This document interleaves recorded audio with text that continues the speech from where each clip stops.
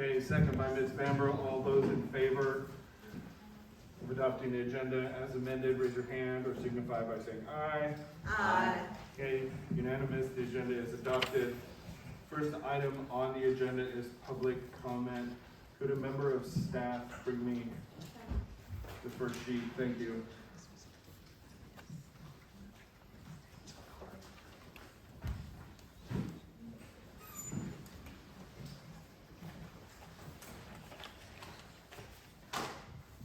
Okay, we're gonna have public comment. Each person will be given 3 minutes to speak.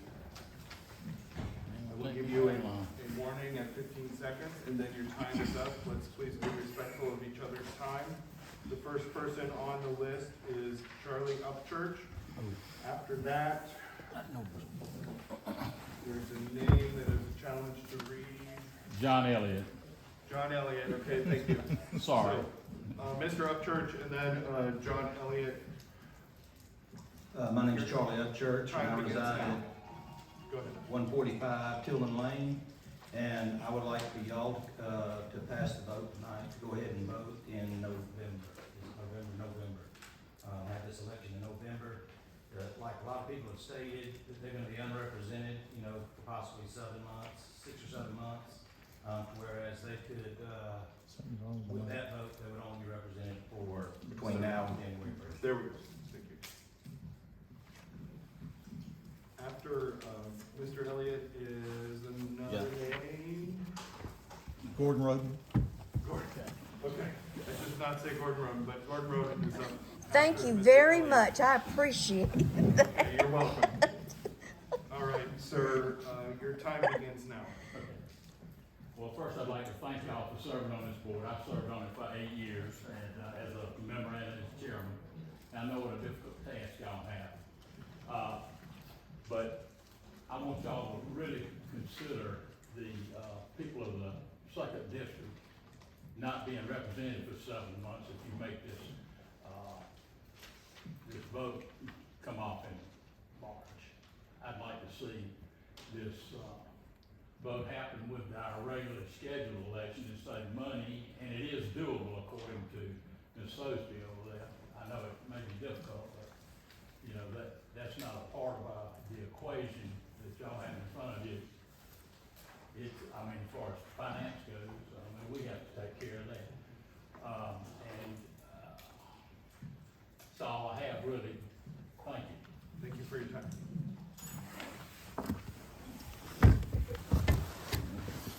After Mrs. Roden, Steve Everett. Your time begins now. Good evening. I, along with Mr. Elliott, want to thank you for your service, because it's not easy. I think my concern tonight is not just the optics of having the election moved to March, but after Commissioner Parker resigned, right out of the gate, Melissa Link talked about running for her seat. I have to believe that it was not thought through enough, because if the election were held in November, Commissioner Link could not run for that seat because she does not live in that. I don't think that was thought through very much, and all of a sudden, we're hit with a March election. My question for you, Mr. Chairman, is I'd love to know how many times since we met last Tuesday, I think it was last Tuesday y'all met with there, have you met with Mayor Gertz and any of the commissioners to talk about how we need to move this election to March so that Commissioner Link can get in? Chairman or Director Sosby mentioned last week, as I was in attendance of the meeting, it is a difficult challenge, but that's on Mariah Parker. That's not on the citizens of Clarke County, nor the citizens of District 2 who have been abandoned as Mariah Parker deserted her post. The other question is, when did she actually move? When did she actually leave the district? And that's probably up to the commissioner to determine when that happened. So my question again is, how much dialogue has taken place between the Board of Elections and the Board of the Commissioners over this past week to move this thing to March without representation for the District 2 representative or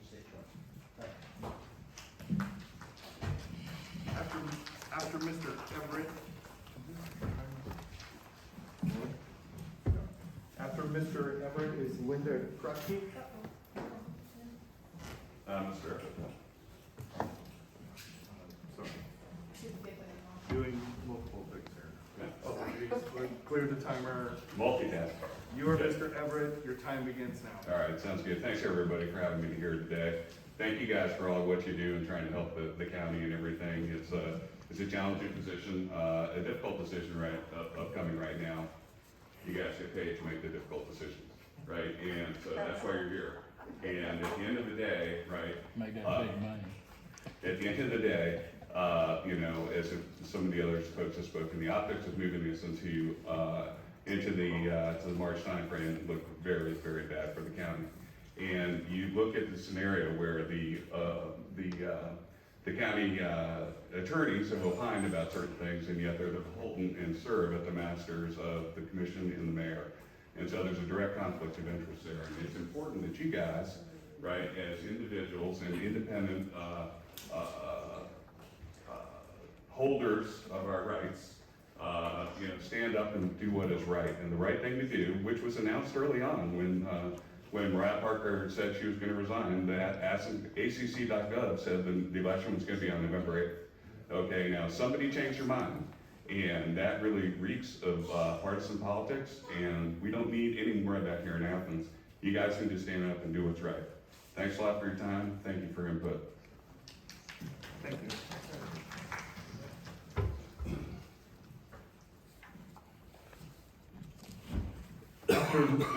After Ms. Linda Krapke, we have Mara Zuninga. Yeah, your time begins now. Okay, I'm Linda Crockett. I live at 119 Sept Street Drive in Athens. I am not in District 2, but I'm here to support other opinions because I feel like going about representation for 6 months is just kind of unthinkable. I was at the last meeting, and I understand that it's going to be a lot of work, and I understand that. And but I also heard the word doable, that it was doable. And I think because of that, everybody should put all the effort in and do the right thing, because it is just a better timing for November. If you want a truer understanding of what the people in District 2 want, more people go out to vote alone in general election than they do in an off election. So I feel like that's, you know, something to be considered. And again, and thank you for your service. You're welcome. Thank you. May I ask a question? Could we change the microphone? We're not able to hear, and if this is being recorded audibly, then Yes. it's going to make a difference on the recording. Let's swap out with this microphone just a bit.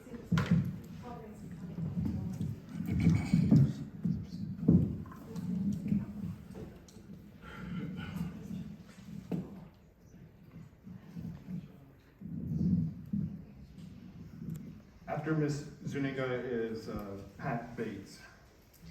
Thank you for your service. Mara Zuni from Cherokee. I wrote things down, so I won't go over my 3 minutes. Anyway, you painted Commissioner Parker abandoned her seat and left town in the most quick fashion.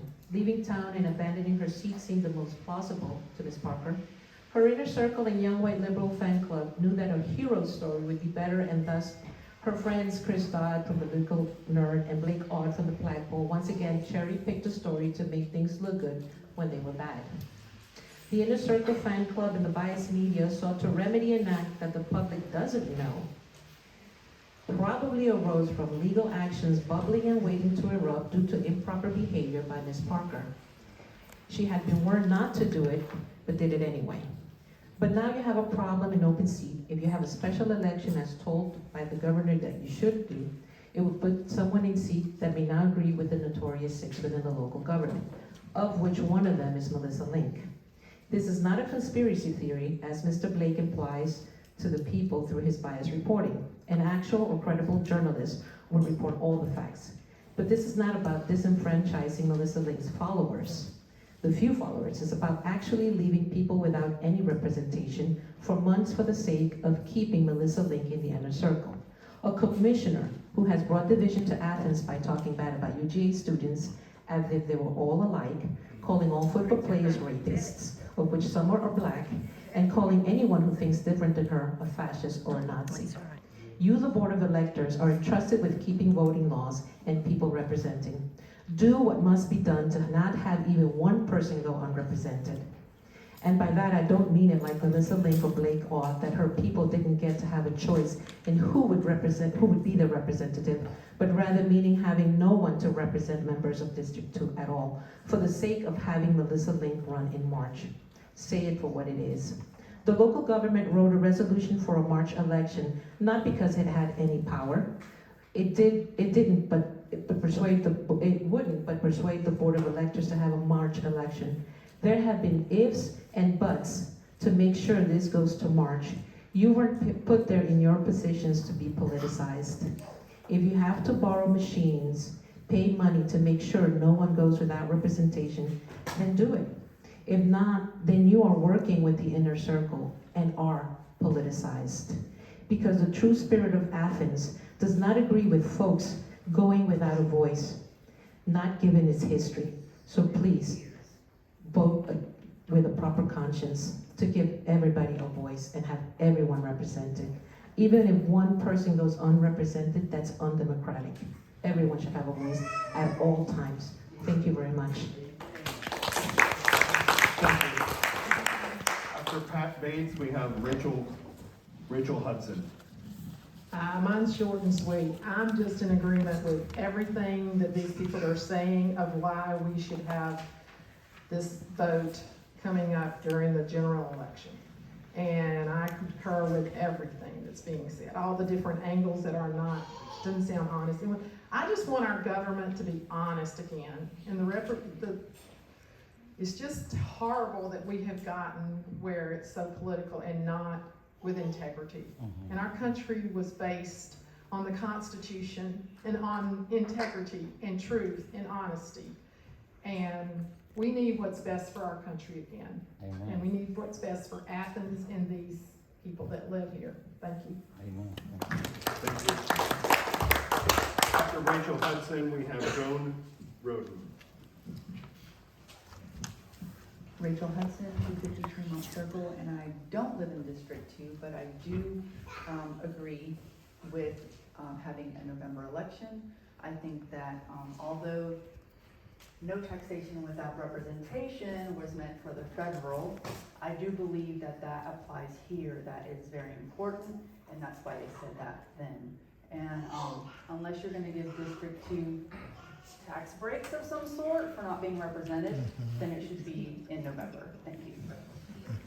Thanks for your time. After Ms. Roden, we have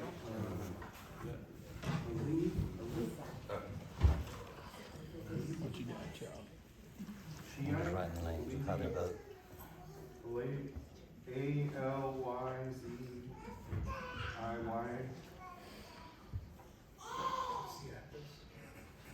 1820 West Hancock Avenue, Quivers, Residence. Oh, I see it now. Come on, Alvin. I'm sorry. Ms. Roden, your time begins now. First of all, I want to go back to what was said about it being a conflict of interest for the mayor and commission in this Board of Elections to have to be conferring in order to be able to make this happen. Whether there's verbal conference or not, there is certainly information out there, media going around that makes it look very, very suspicious. A plot was hatched long before this happened, and Mariah Parker could have left earlier or she could have left later, but she chose to leave so that we would be in a crunch just like we are right now. And I say that that should, first of all, give us an incentive to do this thing in November so that we can let people like Mariah Parker know you cannot hatch a plot and make it happen the way you want it to happen when you don't even live in your district anymore. So I'm asking you tonight, I'm asking you to think carefully about what you're doing. Yes, it's going to be a crunch time, but this Board of Elections can do it. They've done more than I could have ever imagined in the past couple of years. Thank you so much. Facebook post by Melissa Lane. August 30th, she referred to fascist Republicans And then she's also referred to citizens at the MC meeting, Mayor and Commission meeting, as, let's see, she's disparaged them as Christians, she's disparaged them as UGA football players, she's disparaged her own colleagues. And that's what's happening right now. They're doing a quorum count. They want to lower the quorum because they're not even, they're at odds, and they're taking sides in the Mayor and Commission. We need to be able to get people in who are going to be reasonable and not come in an ideological manner, but to say, I want to represent the district. Mariah Parker caused this. It's caused to her second district. They should be the ones voting on who they have to represent them for the next 2 years. So I urge you to think carefully about what you're doing. Mariah Parker caused this problem. And Melissa Link wants to come in and she wants to be able to say, we fixed it, we got me in. I think that's a terrible, terrible message to send to Athens-Clarke County. Thank you. After Mr. Schmidt, we have Mel and Barb Geeter. Is that one person or? Jeter. Jeter, okay. Okay. Do you wish to, hold on one second, Mr. Chairman. Do you wish to speak? No, okay. I think everything's been said. All right. We'll say that. Your time begins now. Good evening, Chairman of the Board, Ms. Salisbury, Director, and the Athens-Clarke County Government staff. Excuse me. We have serious concerns about the lack of representation. Alvin Sheets, 1820 West Hancock Avenue, Athens, Georgia, representing the NAACP tonight. We have serious concerns about the lack of representation for the citizens of District 2, as well as District 3 in Athens-Clarke County. With the resignation of former Commissioner Mariah Parker, many of the citizens in District 2 request an individual familiar with the concerns of the community to be appointed to the commission immediately to represent these constituents. The citizens of District 3 are concerned because of rumors the present Commissioner Link will resign her post to run for a different district. The concerns stem from the African American community, feelings of disenfranchisement, representation. These districts should not be left without representation. The citizens desire input in the selection of a candidate to fill the vacant District 2 seat immediately, and an opportunity to vote in November for District 2, which will need a commissioner in January 2023. We appreciate your attention to this matter. This letter is also addressed to Brad Raffensperger, Georgia State Secretary, as well as Athens-Clarke County Board of Elections. Appreciate you. Y'all take care. Thank you very much. After Mr. Sheets is Susan Monteverde.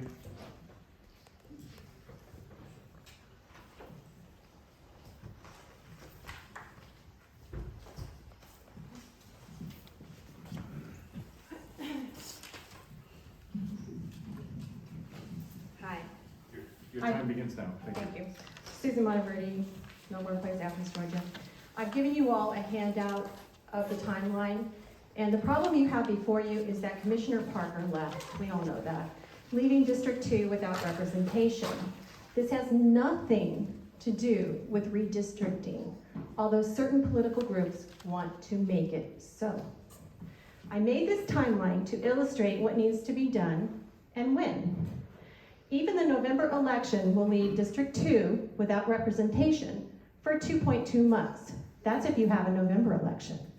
We know for certain that the November election is doable for both Charlotte and the Geospatial Department. You must vote to do the right thing tonight and stop all these delays. We have faith that our elections department and Geospatial are equipped to handle this election. Here is the Geospatial timeline for proceeding with the November 8th election. They're basically halfway through and can get it done. If the election is stalled until March, then our sanity check calculation shows that over 25% of District 2 voters will go without representation for an additional 4.8 months, all of this for political reasons. The rest of District 2 voters will go until January without representation for another 2 months, all for political reasons. And all of the new District 2 voters unnecessarily would go without representation for 2.7 months, all for political reasons.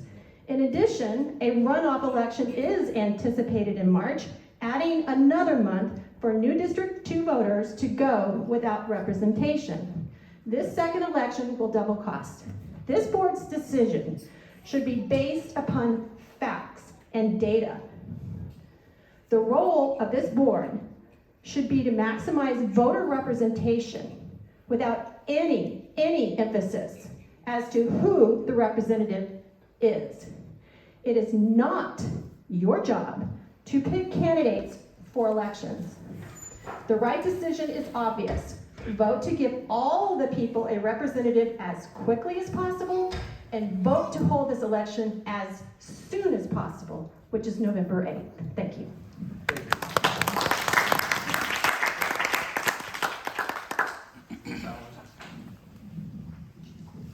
Hello, my name is Shanice Allen, and I am the president of Inner East Athens Neighbors. I have a business in District 2, and I own properties in District 2. Today is an important day for our community of District 2 residents.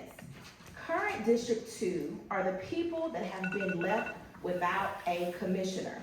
Current District 2 residents, commissioner abruptly resigned her seat.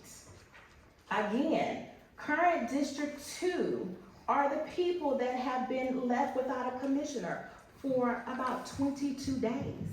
And I also have the email that I received from ACC Public Communication that the District 2 Commissioner Parker resigns effective August 31st, special election to fill seats on November 8th. The community received that information.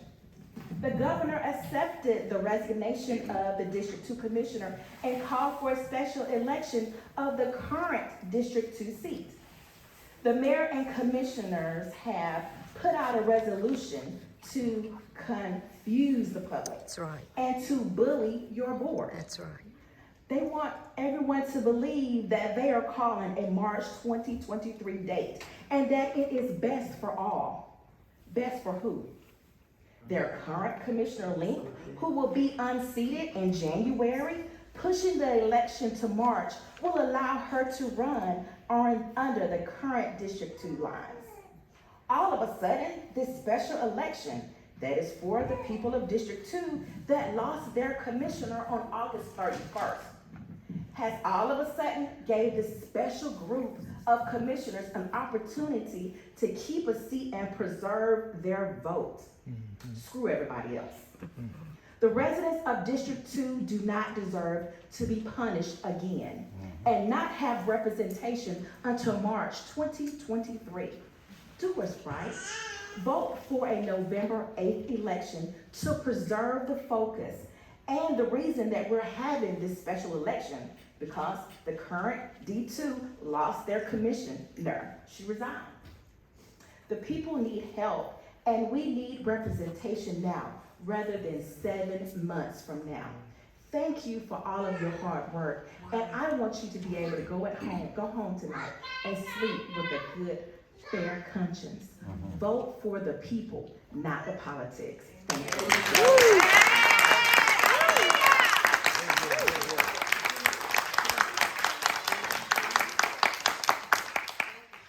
And the last name I have is John Marsh. If there's anyone else wishing to make public comment, please stand behind Mr. Marsh. We'll go from there.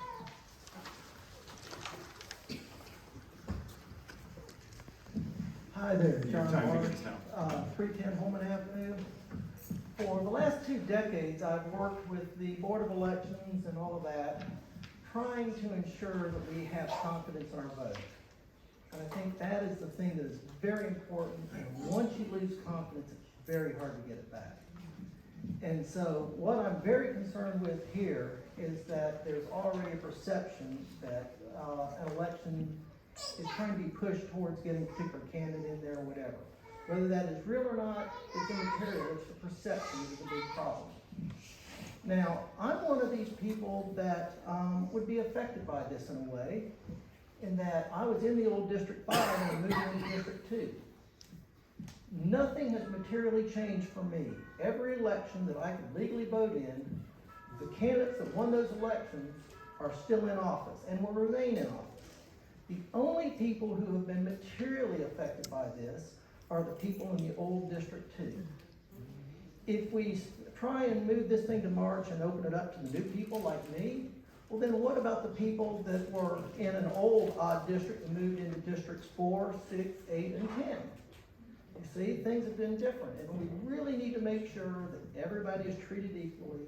There's no thumb on the scale in one direction or the other, because just voter trust, and there's a lot of distrust right now, is so absolutely important. So I thank you for thinking about that.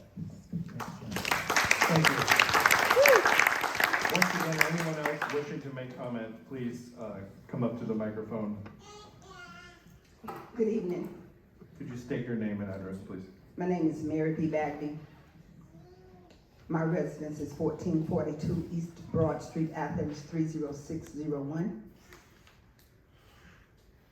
And my concern is, I'm not sure which district I live in, because if I'm in District 3 now, because of the last vote and the redistricting, how am I in District 3 for the mayor and council, but I'm in District 2 for the school board? And I'd like more clarification. And with Ms. Mariah Parker departure, I feel like the Board of Elections, the mayor and council, as well as some other people whose names might not be known to us, are playing an intelligence game with us. And I feel that you know things that we don't know that's in the charter. Amen. And that you're running the clock out. So the person that should be in that seat will not be able to do so. And I'm here to say we need clarity. We need it because we have a president of the United States of America. If something should happen to that president, we know who fills those shoes. And so all the way down the line, from the top to the bottom, there are protocols and procedures. So I don't think all this confusion for us, I think it's deliberate. And I want you to tell us, I want to know for sure, what district are we in when you change the map? So who, I want to know very, very early. I don't want the clock to run out, because the people that's entitled to run for that should have the opportunity to do so. So me being in two different districts and I live in the same house, I need more clarification.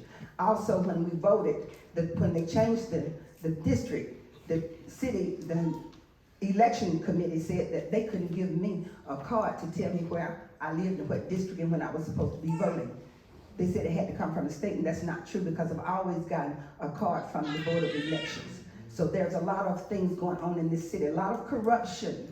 Even with the planning commission, when you call them, they won't even tell you what street you're zoned. So all these Clarke County government agencies and entities are disenfranchising us by keeping information from us, and it needs to stop. Clarity needs to be given to us, and I want clarity. Thank you. Okay,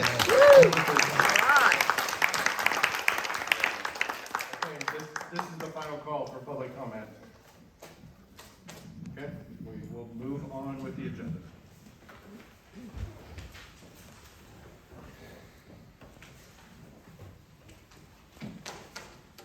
So the next item on the agenda is the discussion, for the reason we are all here.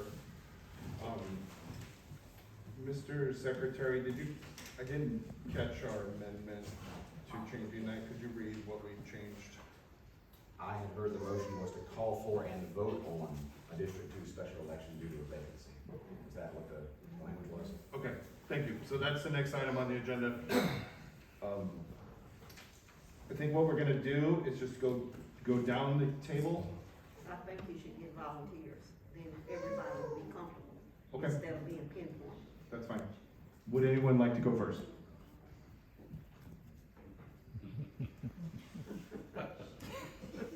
I will. Go ahead, go ahead. No, go ahead. Yeah, Mr. Kadir, recognize. Thank you, Mr. Chair. Mike. It's not on. It's not on. It's okay. We got it. My wife says I speak loud enough to be heard by the neighbors, so I think they'll be good. You know, for me, this was a fairly simple decision which way to cast a vote, even before I started receiving feedback, emails.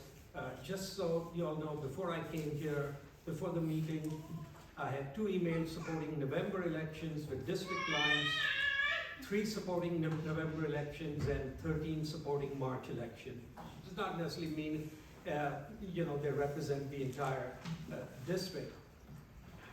But to me, the issue was simple. It's a choice between no representation for 4 to 5 months versus representation for the next 2 years. Now, one of the handouts I received, unless I'm reading it incorrectly, and maybe Ms. Sosby can correct me if I'm doing that, after the redistricting, we will have 6,300 voters coming in from District 3, District 5, and District 9 combined into District 2. That's a huge amount, because one of the issues we are talking about is representation. So, you know, one can argue for the next 2 years, someone could be representing, someone is voted in, and they have not been voted by the 6,300 voters who are going to be joining District 2. In terms of District 2 voters who are leaving, it's only going to be 1,300. So I just feel it's very difficult, and I just want to mention something I don't one think of your the facts are speakers right. said. Please let Mr. Kadir speak. One of the speakers mentioned, you know, who have we been in touch with? I've had no contact with any commissioner. I did speak, I asked Carol Myers when I received the resolution from the mayor and commission about what their resolution was in terms of calling for the election.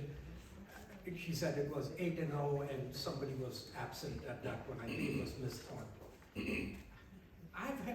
I cannot worry about what the mayor and commission is saying. Matter of fact, I remember asking our chair if we could move this particular meeting even before the mayor's resolution, so it would not, the optics would not be good, but unfortunately we couldn't do it as quickly enough.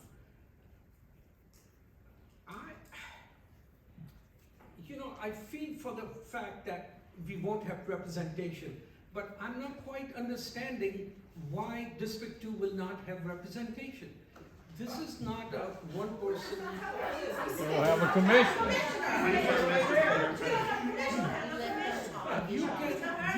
You can take your issue to the mayor.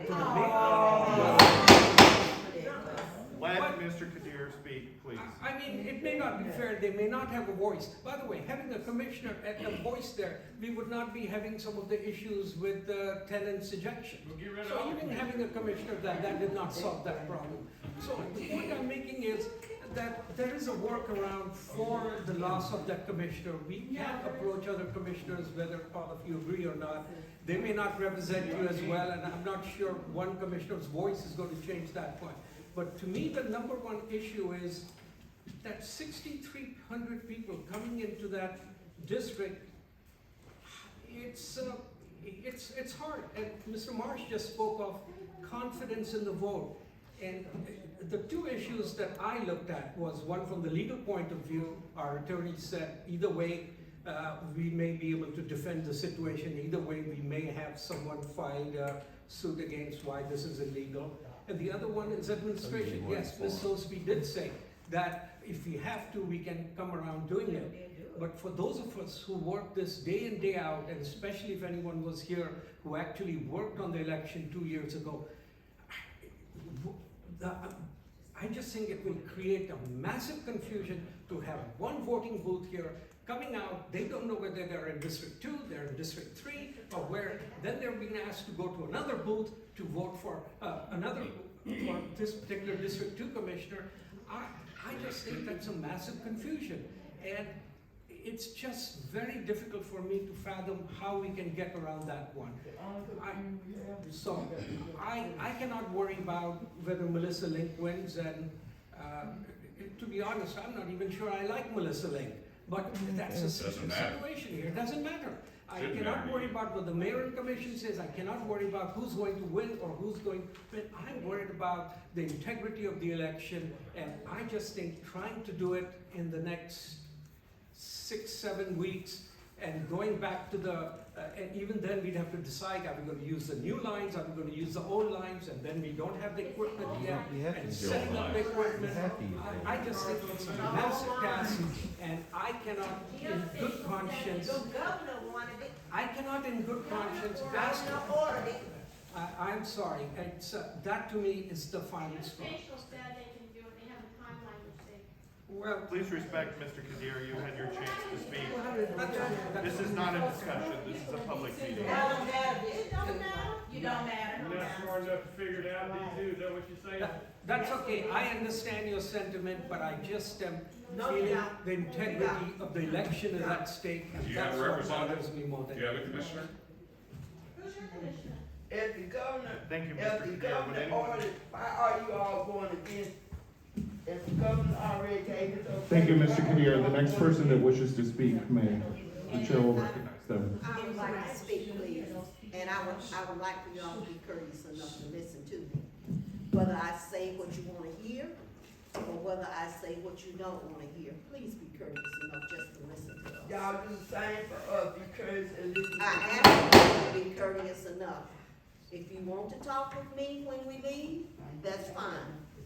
But this, we have come here today to make a decision, a very important decision. And I would like to start off by saying, first of all, let's talk about integrity.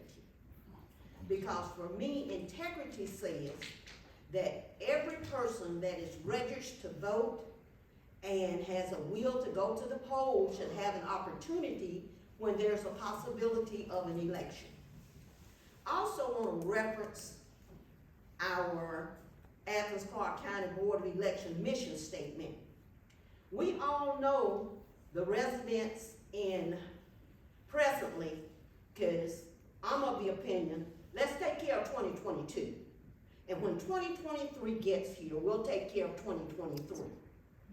So I went back and I looked at our mission statement, and like I said, we know who live in District 2 presently until December 31st, 2022 at midnight.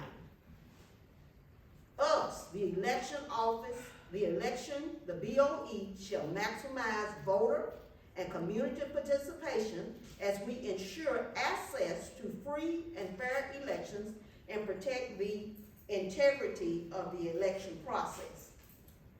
We will be sure to consider and meet the needs of groups of people who have been historically been marginalized and oppressed in our community. And that is a total description of District 2 as it is now. I could not, with a good conscience, vote to not let these people in that district have representation until, because they're gonna move to District 3 in 2023, but I said, let that take care of itself.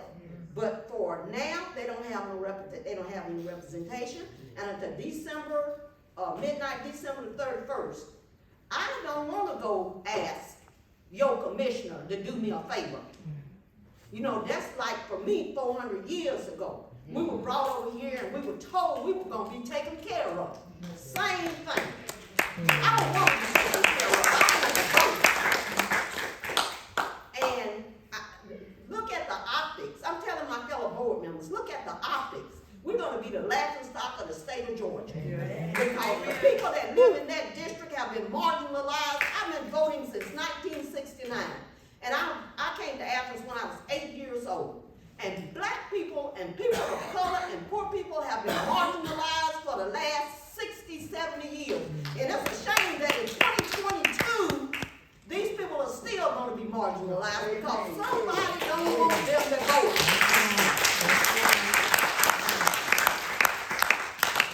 That's all I got to say right now. I'm pretty sure I got something else to say.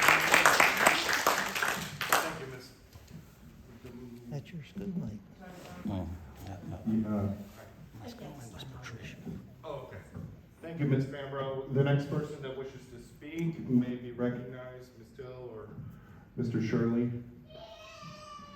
It seems like y'all are waiting till the end and letting the rest of us speak.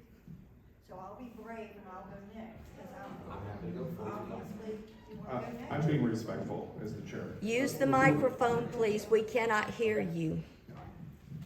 All right, can you hear me now? Forgive me, y'all, I have a little cold today. Thank you, Mr. Chair. It is my understanding that the law only allows us two possible dates for the election, November the 8th of this year.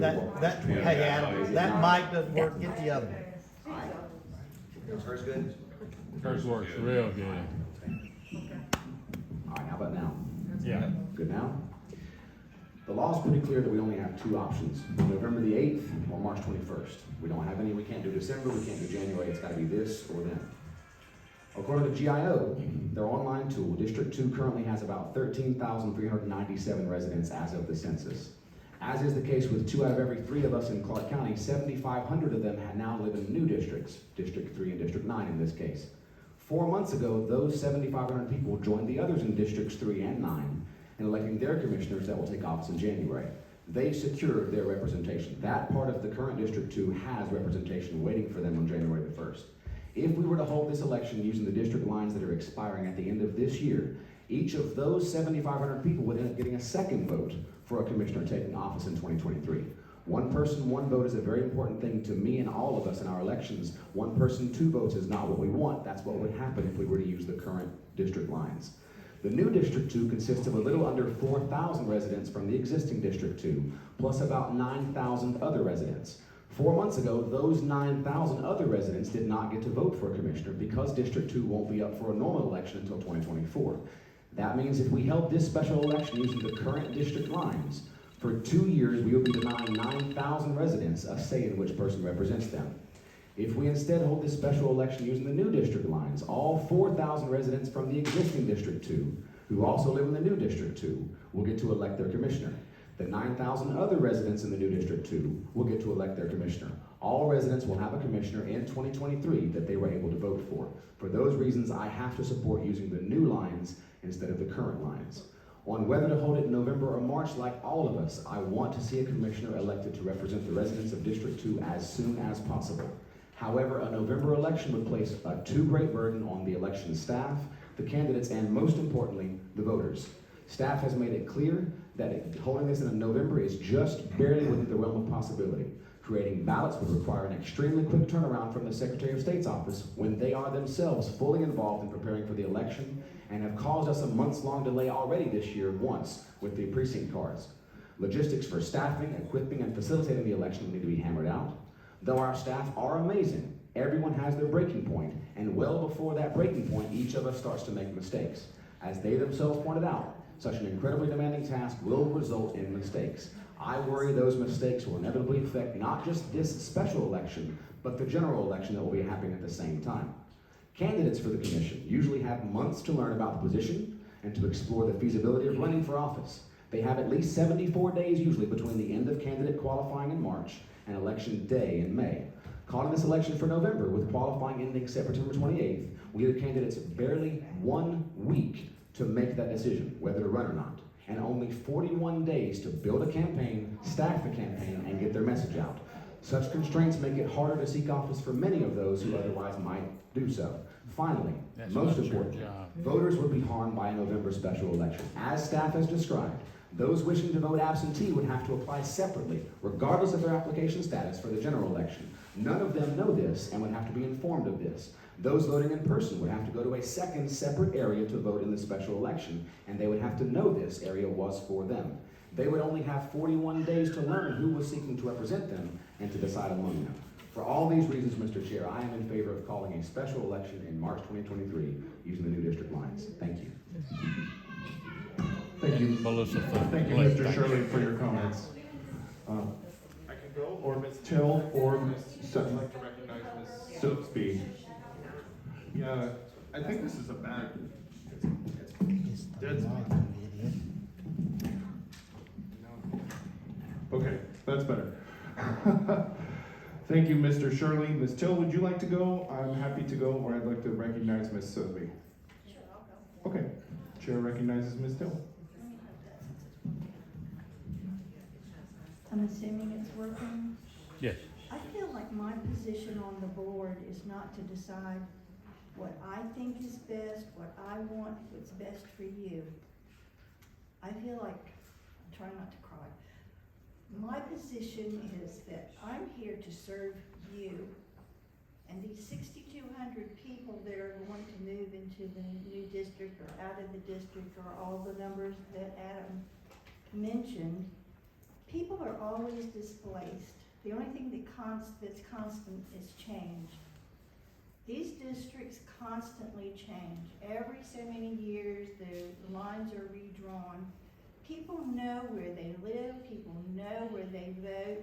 Anyone that's really interested in voting is gonna find out, where do I live and where do I vote and who do I vote for. I have confidence that people are intelligent enough to figure that out, because this is a really important thing.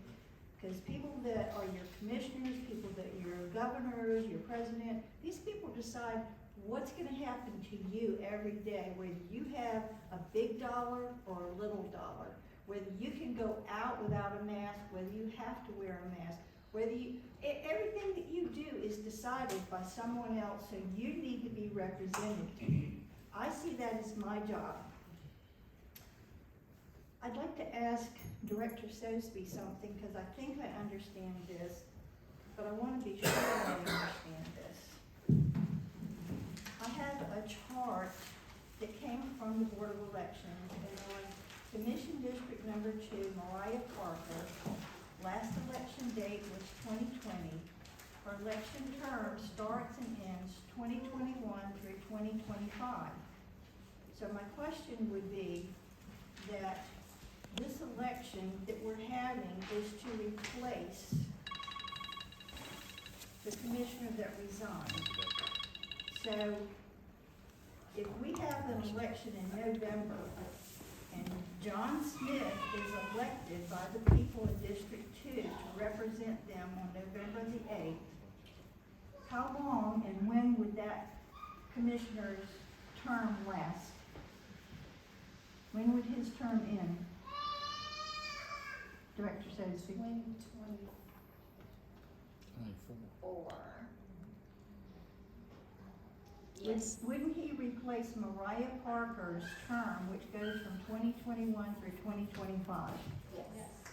Okay, so whoever the people in District 2 elect on November 28th, they would have that representative until 2025. Am I reading that correctly? That's correct. Okay, so it's not gonna be just for a couple of months that this person would represent District 2. There would be no need to have another election in March. Is that true? Yes. If this person's going to replace District 2 Commissioner, their term would last until 2025. So that one election, and I'm sure that these people, as Ms. Fambro said in our last meeting, that these people are smart that live in District 2. They know where they vote, they know who they're voting for, and we don't need to worry that they have to go from one line to the next line. I feel that they're smart enough to do that. And I cannot, in good conscience, tell them, I don't think you're smart enough to vote for somebody. I'm gonna make that decision for you. Thank you. I have faith in you. Thank you.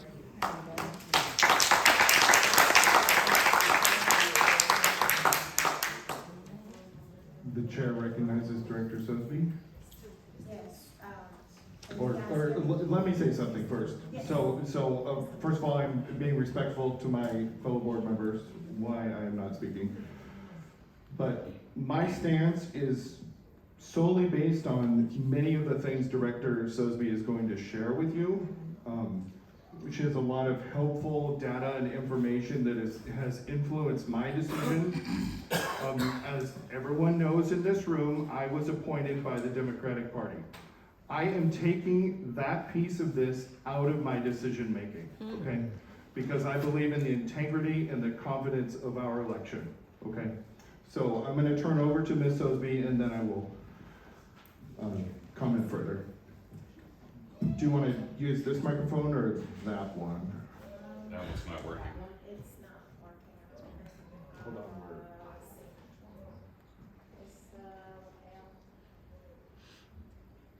Can you hear me? There we go. I think I'm gonna sing now. Okay. All right, so what I would like to share is the facts as it comes from the administrative side of holding an election and holding an election that would be held in November versus in March. We are aware that Official Code of Georgia 21-2-540 spells out the processes of a special election. And because the resignation did not occur within 90 days of the general election, the election would not be held in conjunction with the November 8th election, which means that our voters of District 2 would have to go to would have a different ballot. That ballot would consist of a different absentee ballot, a different special election ballot, and then a different advanced voting ballot, different equipment, everything would be different. In order to have voters from our old districts, our GIS is working with us and has worked with us to identify those voters, which consisted of finding a list of voters that were registered at 2020 and identifying those streets. And what we would have to do is they would compile what our voter list looks like as of today. Identify who those voters are in the O district lines. Now, between now and the last day to register to vote, which is October 11th, there's gonna be people who are gonna be moving in and out of District 2. We're gonna have new registrants as well. So the only way we can actually get an accurate list, an up-to-date list, that list would have to be created after the last day to register to vote. What we had, as we did with redistricting, there's always gonna be some mismatched addresses.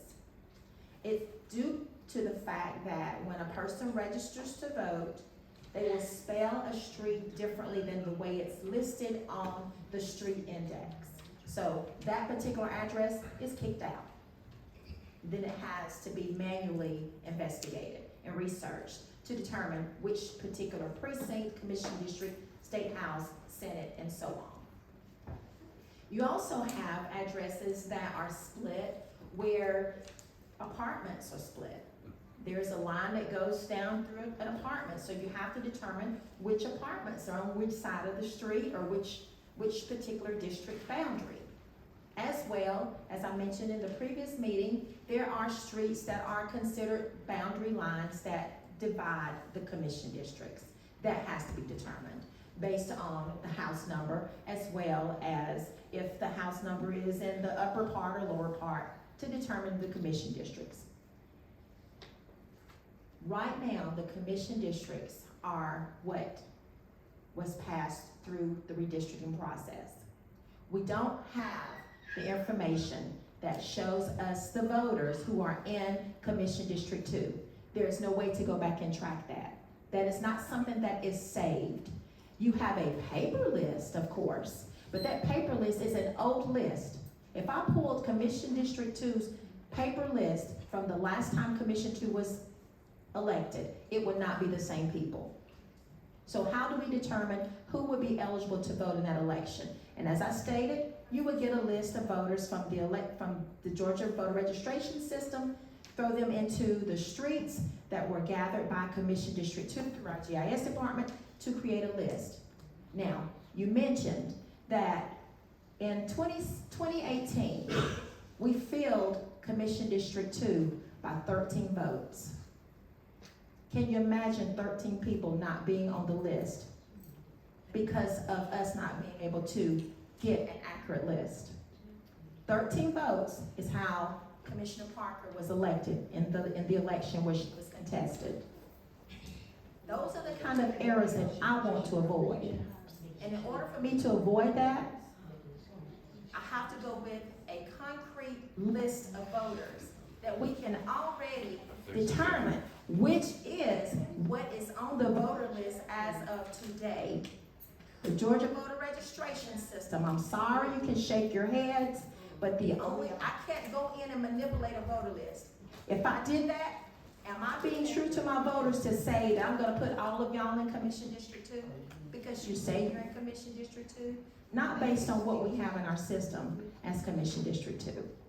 We have that. This is just information that's gonna be needed to even determine who's gonna qualify for that election. So again, the board, if you decide to have an election in November, we will have the election in November. But I'm gonna go on the record that there will be errors. There are gonna be errors in March as well. Please show respect to Ms. Sophie. And the errors that I'm talking about is not with the election itself, it's with the voter registration list. And so, as I stated previously, equipment is needed for the polling locations. We can borrow that equipment. We you know, it's just whatever you decide we're gonna do. I mean, I mean, that's all I can tell you. Somebody has a question for you in the back.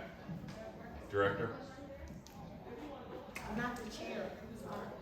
We will not be taking questions. You had your chance to offer public comment, and we've received emails and notes. So I'll turn it back to Ms. Sosby. We will not be taking questions.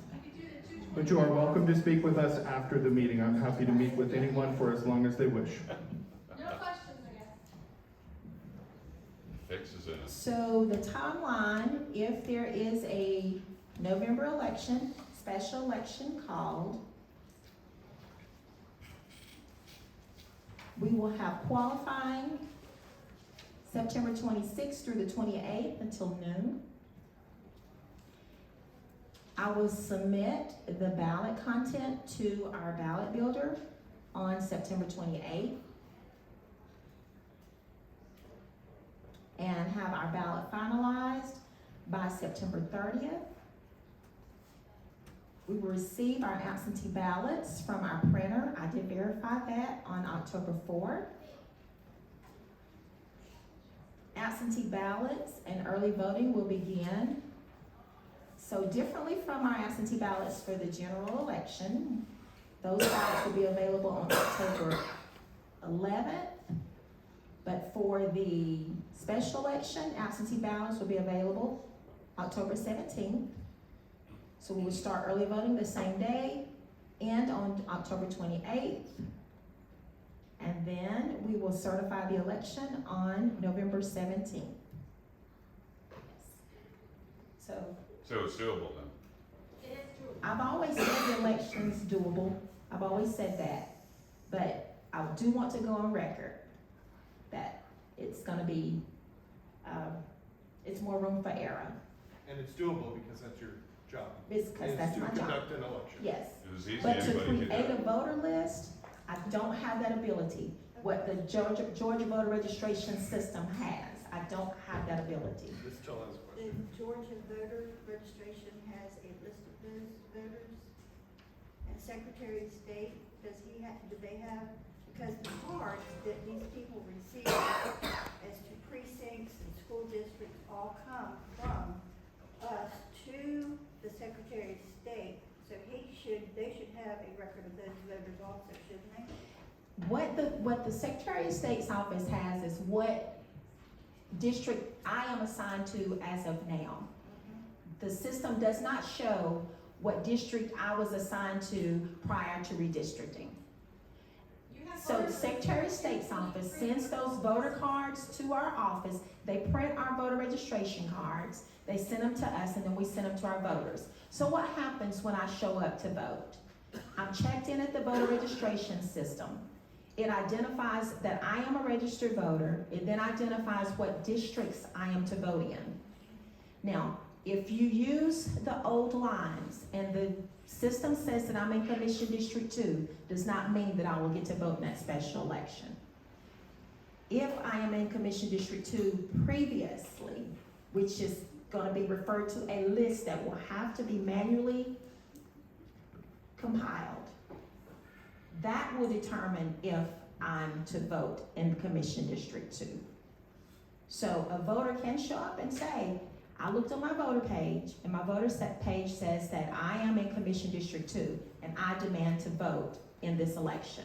We would then go to our printed voter list and determine if that voter is on the list for Commission District 2. If the voter is not, the voter will not get to vote, regardless of what my voter page says. Because we don't have that information, and neither does Secretary of State's office have what district I was in previously. It does not exist. According to Geospatial, they said that that might be possible, but they're also building a special election tool to do that. And we do have a 223. Director, thank you for that information. We do have these maps. Was staff going to show these, or what? For what purpose do they? Yeah, just available for you all. The same maps that we had in the last meeting that shows us our old Commission District 2 versus our new Commission District 2. And then the maps over here to the left are the ones that my little lady here, yes. Director, could a member of your staff point to the ones you're speaking to first, just so it's clear? And this one's backwards. These two folks can't. I just want everyone to have a chance to see. I'm not sure the best way to do it. So this is the map of Commission District 2 as it is after redistricting. And this map here is the map of Commission District 2 prior to redistricting.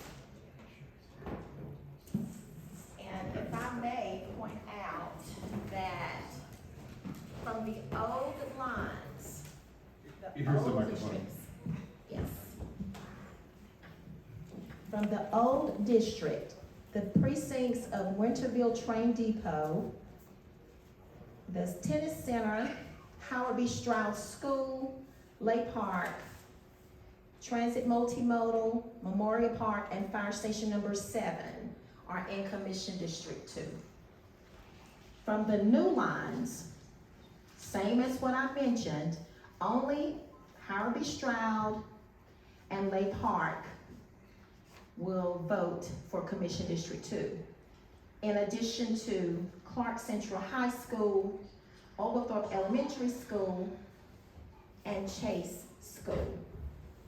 So only 2 precincts, when you compare the 2 maps, are in Commission District 2. And then the maps that are up on the top part of the stage, those are the maps of Commission District 3. And it shows those precincts that were before redistricting and after redistricting. Yes. Yes. Which is which? That's before, this one here, and that's up. Thank you. And from our former Commission District 2, now living in District 9 are 104 voters. Now living in District 4 are 189 voters. And now living in District 9, 1,025 voters. And that's how we came up with the 1,318 voters who are now living in other districts.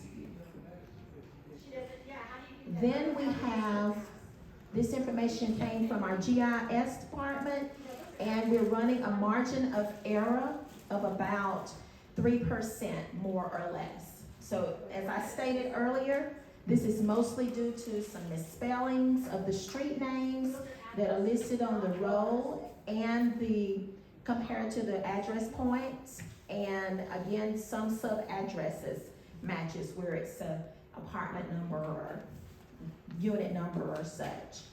And then formerly living in Commission District 3, there are 4,288 voters.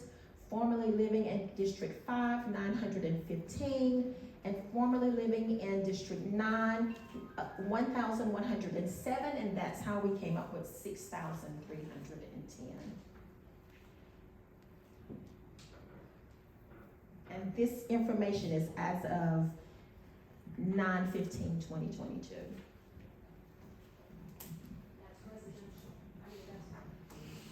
What's unknown for November 8th? What's unknown? You got 2,300 voters, okay? It's easy to do. Query it, same address, same ID, same voter registration, from old to new.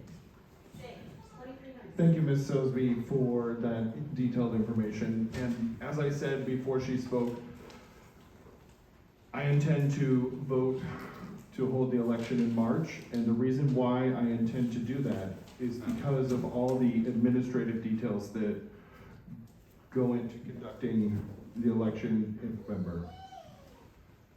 Of course, Mariah Parker knew this was gonna happen when you put it at the last like this, to cram it in.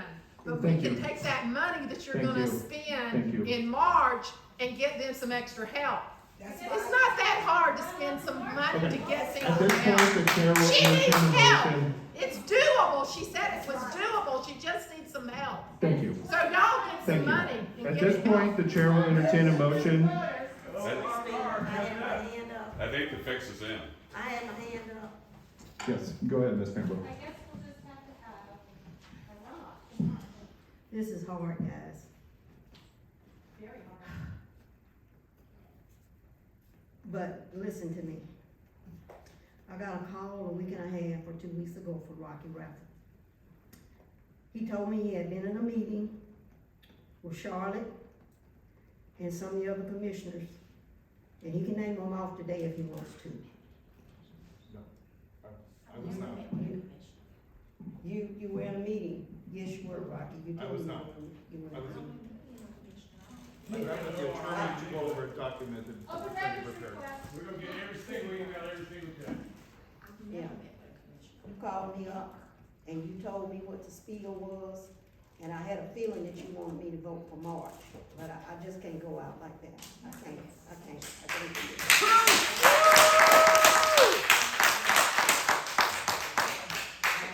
And in fact, Some officials. Mr. And for me, no board of election member should be in huddle in any group outside of the other 4 commissioners.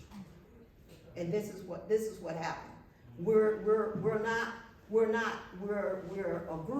not individuals, and no one, either we go into executive session or we meet. I'm sorry, I'm sorry, but you did call me. Maybe I'm confused about who you said you met with, but I don't think I am. And I can't do this, I can't do it, you know? I just can't do it, I can't. May I have a word? I can't do it. No one, you guys aren't allowed to speak now. So y'all do what y'all wanna do with that. Y'all do what you wanna do with that, but I can't do this. I admire you for standing up for what is I right. can't do this.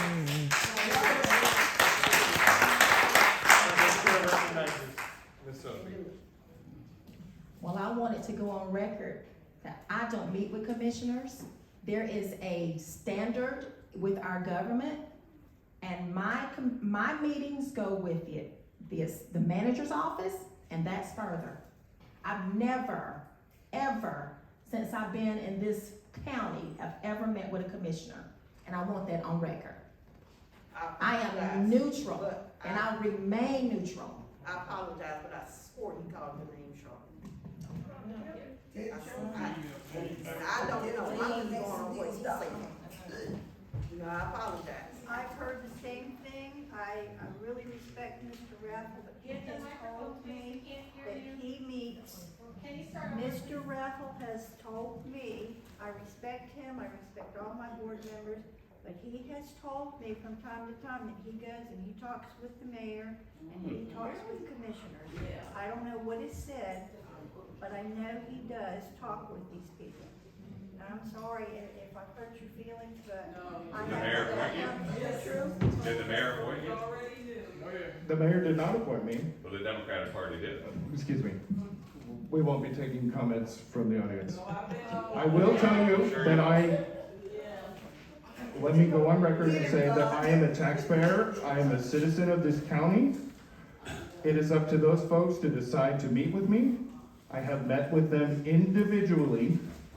And I did meet with Ms. Sosby and the attorney's office one time to go over a attorney-client privilege document. That's it. Well, why were you talking to me about it then, if it was attorney-client? Because you weren't the client.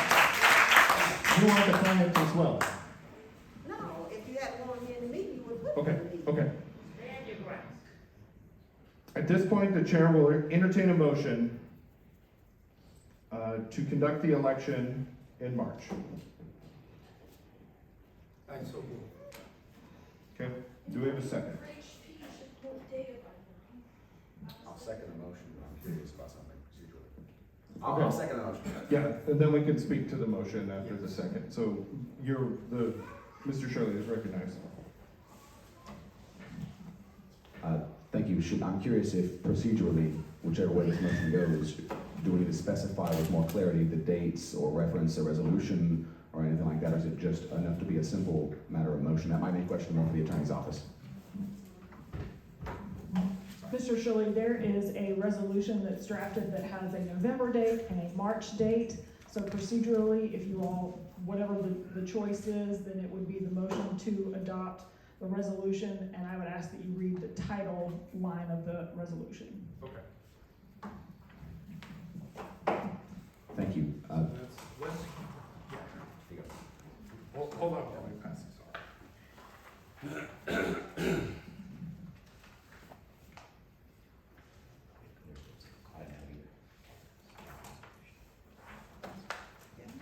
You would like to? Okay, just a moment. The date is wrong. It's June, but the date's wrong. I always have data, the date is wrong, I have a problem.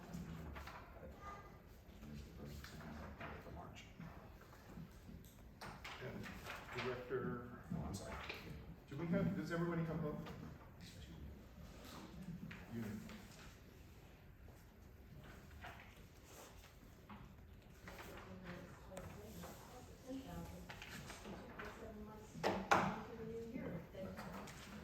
I guess all the other districts stuff we could go early today.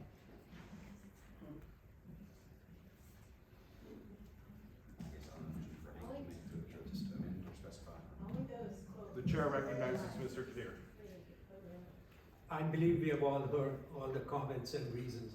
And in the end, it is about administration. There may be some other issues here and there. As per SB 202, if we make one mistake, the state board, the legislature is looking to take over not just take over the board of elections of any county. And the idea, after listening to what Ms. Sosby said, something which I have been familiar with, obviously, being here, to take that kind of risk, I just cannot imagine anyone not voting for March election right now. Mr. Chair, I would offer a friendly amendment to the motion, if Mr. Peter would accept it, a motion to adopt the resolution titled Call of Special Election to be held on March 21, 2023, and call of qualifying for the purpose of filling a vacancy in the seat of Commissioner for District 2.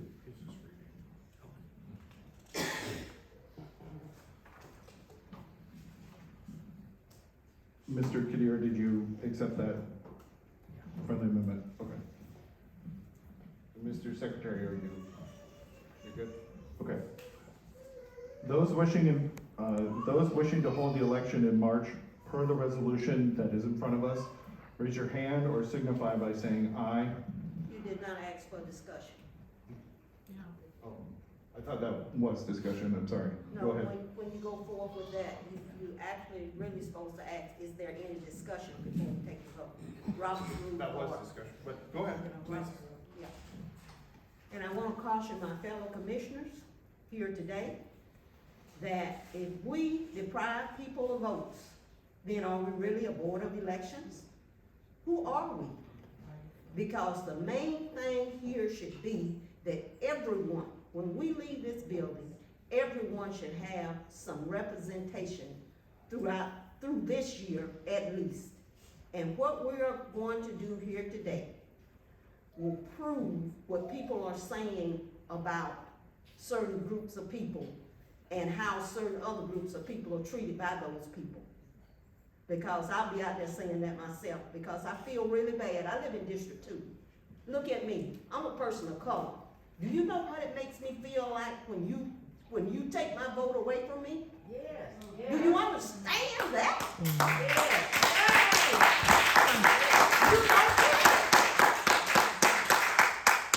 You know, and this is what has happened to us for the last 400 years, period. Not just today.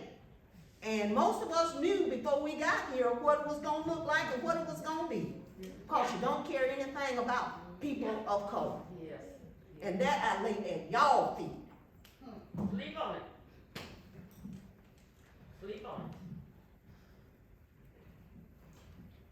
Thank you for your comments. I'm not quite sure how I would respond, but I do. There's no would like- response because your vote is your response.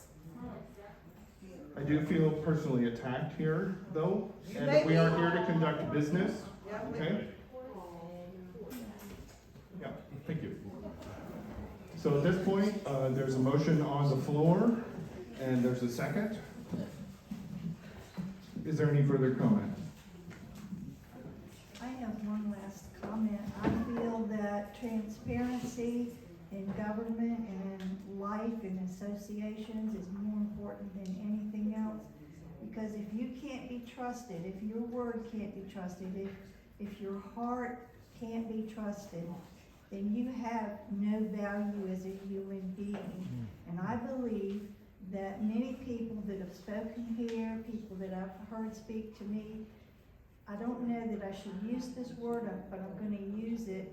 I think that many people are feeling like we are processing voter depression, voter, whatever the word is, I can't even think about it. Suppression right now because of semantics of what we can and can't do, and if we do this, we're gonna make a mistake, or it's gonna be difficult.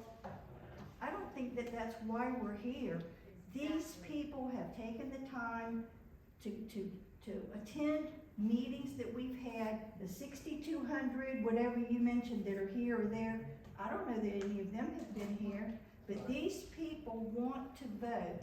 These people, I believe they have somebody in mind, and it's not Mariah Parker or it's not Melissa Link. I think they have somebody that they want as a candidate, and we're not giving it to them.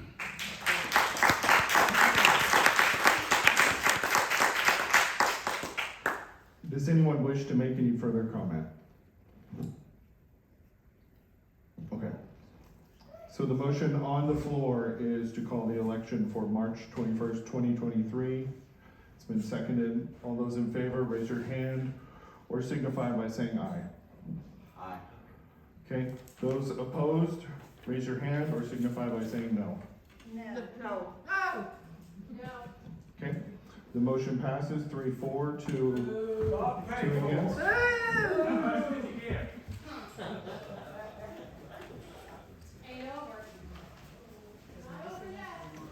Okay. Attorney, should we sign this now? Or what's the procedural thing for us to do? Mr. Reckle, yes, you would sign it now. If the members who voted against do not wish to sign, they do not have to. If you wish to sign and put that you voted no, that's also appropriate. We sign this one copy or each? One copy, okay. So let's go ahead and do that. Making a decision based on the fact that it's hard, man, that's tough. That is just tough. You people deserve, you should do better than that, be better. We're trying. Well, you're not trying, because if it was easy, anybody could do it. It's doable, that makes things, people have the ability to make it happen. And you chose to, to disenfranchise a bunch of people because it was difficult. You're only covering yourself. That's what I saw on your. What do you guys do for a living? Yeah, you're in business. So. Business is hard every day. We can't entertain any questions, guys, I'm sorry. I'm sorry. If you wanna talk with me or any of the other people after the meeting, just don't beat us up. We said 3, 4, that's all. That's what he said. He said 4. He said 3, 4. Yeah, I'm sorry. He said. 3 in favor. He said 3 and 4. That's what he said. The vote was 3 and 4, that's what he said. That's not 4. To take his opinion. F-O-R, not F-O-U-R. 6 people, man.